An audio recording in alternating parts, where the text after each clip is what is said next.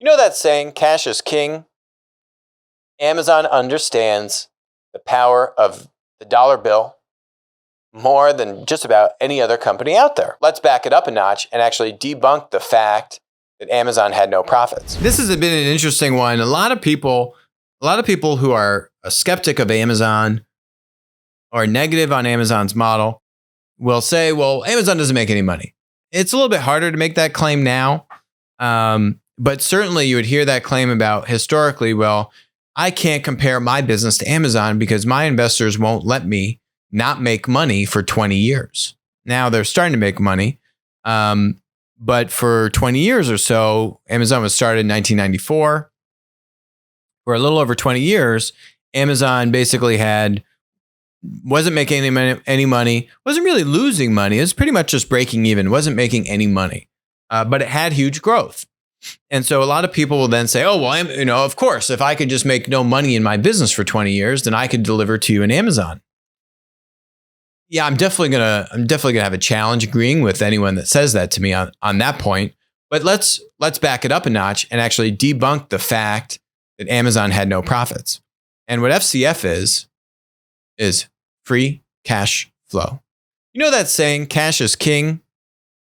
Amazon understands the power of the dollar bill more than just about any other company out there. You can see here revenue versus profit slide.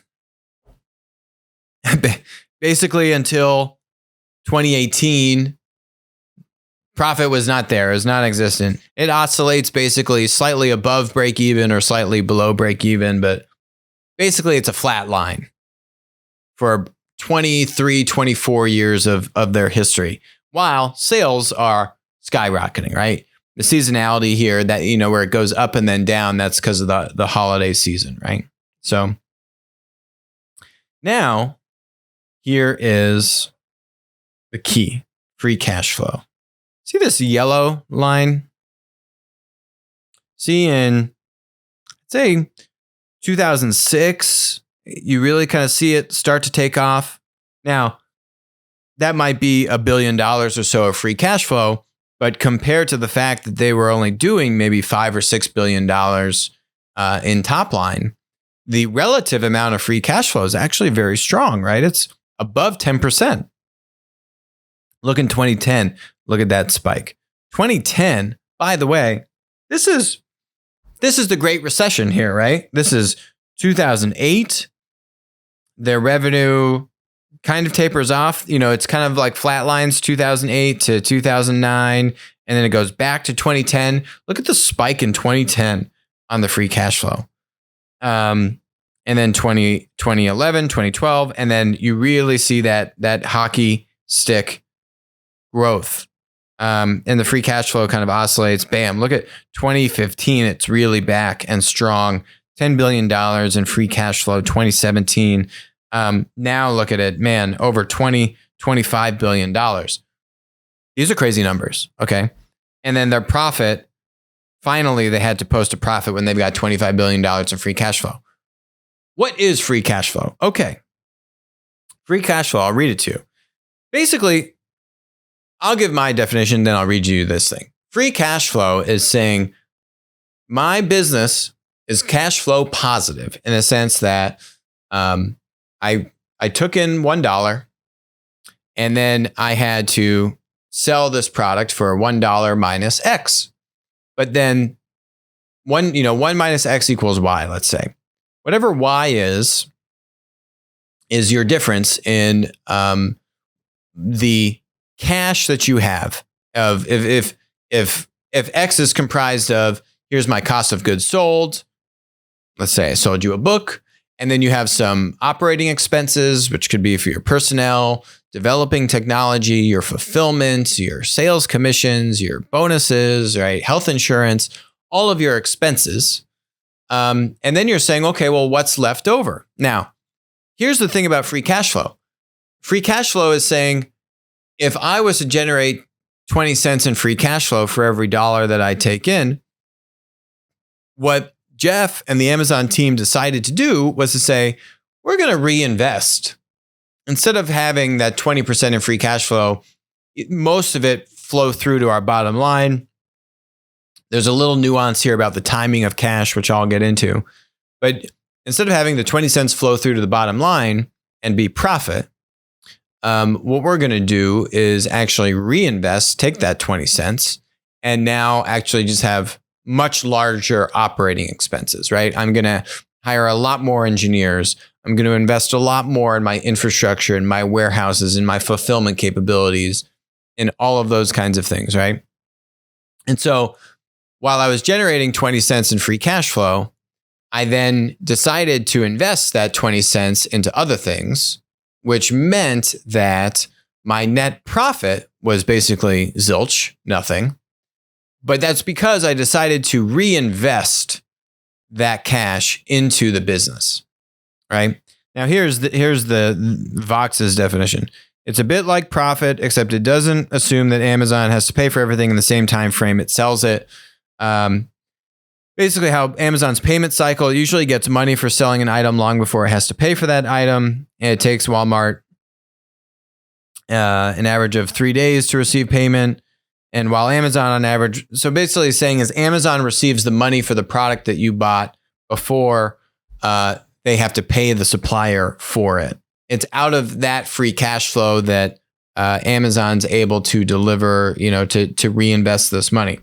Now, I think that's part of it, but that's kind of a balancing act between those pay cycles. 18 days, just because you generate some free cash flow for 18 days, that's a good sign that you have a healthy business. That isn't going to give you billions of dollars of profit to be able to reinvest, or what would be profit to be able to reinvest into the other parts of the business. Now, this is the other part. So thanks to margins that have risen faster than capital expenditures, it has even more money coming in before the last quarter's bill is due. Therefore, its money on hand free cash flow is always higher than its profits. So that, to me, is the bigger crux here. So what Amazon is doing is they're able to basically just reinvest their profits. That you can see what that profit would have looked like more closely if you were to evaluate their free cash flow metric, right? But because they have invested that free cash flow into the business in the form of an expense, now you're not going to see that trickle down to the bottom line in the form of profit. So it's hard to equate and say, oh, well, if Amazon hadn't made all these investments in infrastructure and technology, et cetera, what would its profit have been? Amazon's not going to tell you that number. They're not going to tell you, well, here's the money that we needed to just kind of like continue and operate the business. And then here's the additional money that we invested and basically didn't deliver a return. Jeff was not disclosing that. What he was saying is, I have free cash flow. If I decide to tailor back, say I have $1 billion in free cash flow. Let's say I decide to not invest $900 million in new investments for the business. Now, a good chunk of that will be able to flow to the bottom line. He didn't want to do that. And I think rightly so. You can see that that's paying off many, many dividends now. And the company just, despite having, over $20 billion in free cash flow, they're doing their best to not generate much of a profit. But even at those levels of free cash flow, there's not much that they can do to avoid posting some bottom line profit. But that really is the crux of this. If Amazon had wanted to be profitable, they could have been profitable 10 years ago, right? But they didn't want to. And they saw the opportunity. They saw the ability to invest in key areas and just now be so far ahead of the competition that literally the only company that is able to truly compete with Amazon is Walmart. Well, basically the largest company in the world doing over $500 billion in revenue, and they're struggling to compete, right? That's the kind of head start that Jeff was able to accumulate. If they'd been profitable 10 years ago, yeah, that would have been nice, but he clearly didn't think that was the best decision for the long-term success of the business. And I got to give him a lot of credit for that. So, net, don't believe people that tell you that Amazon wasn't profitable for 20 years because they could have if they'd wanted to, but they actually made a smart decision to invest that money elsewhere. Hi, this is Alex from Winner Take All. Thanks for joining us. Hope you enjoyed the content. Feel free to leave a comment, ask us questions, and definitely make sure to join us on our next live stream.